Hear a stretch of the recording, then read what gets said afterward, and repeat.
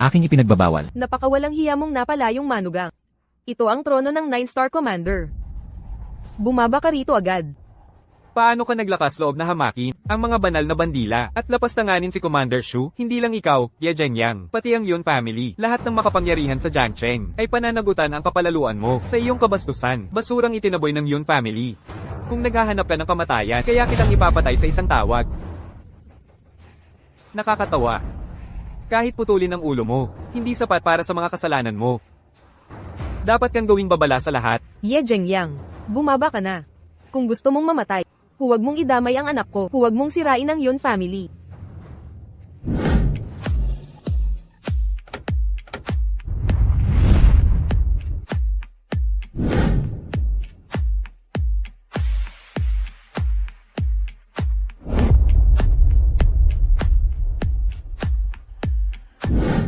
Bakit mas pinagkakatiwalaan mo ang mga estranghero kaysa pamilya? Ako ang tunay na dragon. Langgam na ng hamon sa dragon. Walang kwentang tanga. Kailangan mo bang wasaki ang pamilya para sa pride mo?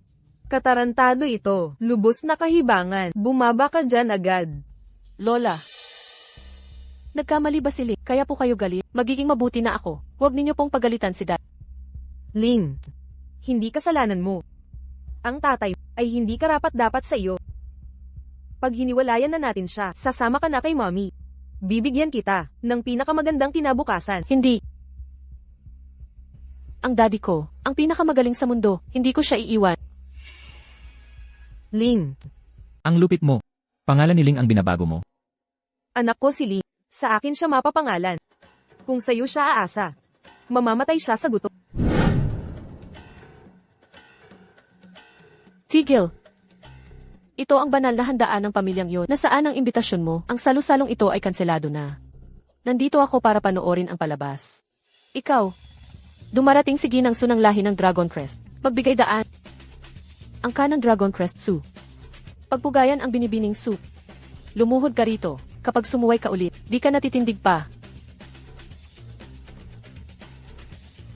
Nandito si Binibini Su para sa hustisya. Tungkol kay Yizengyang ba ito? Hindi walang kwenta si Dad. Ang galing-galing niya. Pinapalo niya ang masasama at pinoprotektahan ako. Labanan ng masasama. Ye Zhengyang, ganito ba ang isang ama? Laging